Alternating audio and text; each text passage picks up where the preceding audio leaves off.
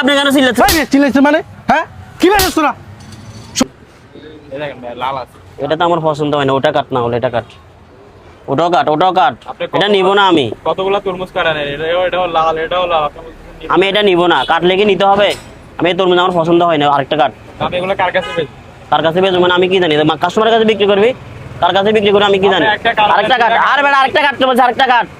তুই বেশি কথা কেন বলতেছ? তরমুজ কাটালে আপনি কেমনে ব্যবসা করবো বলেন? ব্যবসা কেমনি করবে? মানুষের কাছে ব্যবসা করবি? ওই নিবে নাকি? আরেকটা কাট, তুই আমি যেটা বলছি সেটা কর, এটা রাখ। আপনি একটা পর তিনটা কাটালেন, এটা তুই বেশি কেন কথা বলতেছিস কেন বেশি? আরেকটা কাট।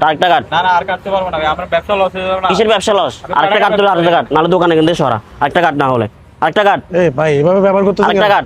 না ভাই আপনি এটা নিতে হবে, এটা না। কাস্টমার কথা বলতেছিস? এই ভাই তোর আরেকটা কাট, তোর আরেকটা কাট। আর ভাই দোকানে কিন্তু সরা।